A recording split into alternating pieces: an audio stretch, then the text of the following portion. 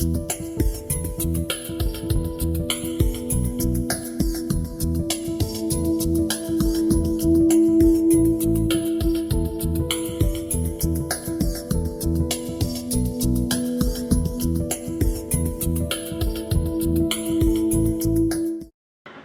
it really is something where we need to look at assumptions.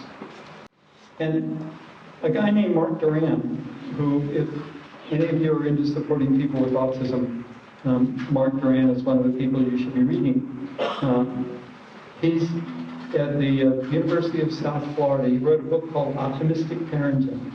And one of the things he discovered, he teaches people how to use positive behavioral approaches in order to get people to be able to engage in behaviors that help them be part of the community. And what he discovered is he's really good at teaching the skills. The skill transfer issue is not a big deal for him. He's figured out how to teach it. But success depends on whether the parent or the teacher is optimistic. If they're cynical or pessimistic, even though they get the skills, it doesn't work. So if they have themes like, can't control this child, these situations are always a problem, things will never get better, they don't have success.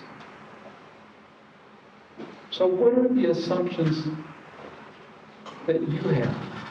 What are the assumptions that your organization has that are underneath the services? What are the assumptions about the people who use the services, the people who are paid to support, about how we do it? What are those assumptions? Let me give you 5 minutes, and you can go ahead and make a list. There are boxes for those of you who can write the Lord's Prayer on the head of a grain of rice. The box is about the right size for that.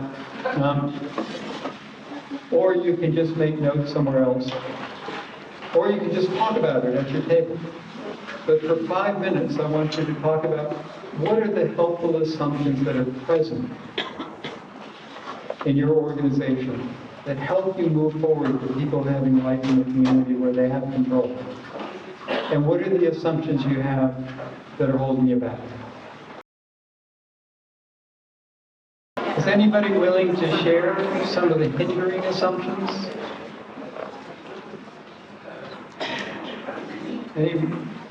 Yes? That somehow we're special and they'll never get a job in the community unless we can figure out how to either make them or them. Because we're so special. And many of your friends have told you you're special.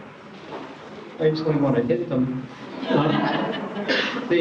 But because we're so special, we have to be there in order for people to be successful.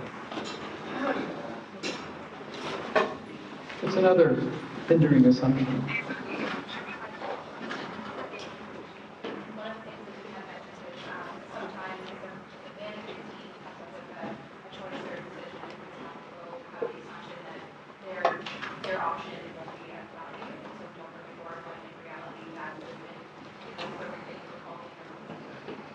So who brings it forward? Management? Yeah. So you won't challenge the assumptions that management makes. She's talking quicker than I can listen. I apologize. There's the opposite. I'm a really fast listener. I've heard what you're going to say before you finish. She was saying, if I can say it louder, that sometimes management will come up with a suggestion, and the rest of the team, instead of challenging it, instead of saying, I have something that may be better, they'll go, well, management said it, so we'll keep quiet.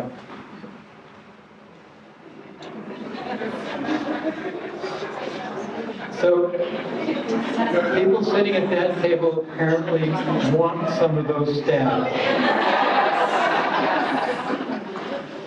They apparently hired all the challenging staff. They have a monopoly on them.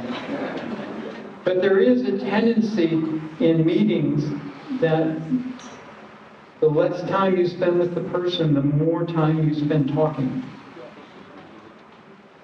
That the dominant voice in a meeting is typically not the person who spends the most time, but the person who spends the least time. And I've spent a big chunk of my life as a consultant, often about individuals, and I have discovered that until I do a fair amount of listening, I have no good suggestions. So my assumption is I have to listen first.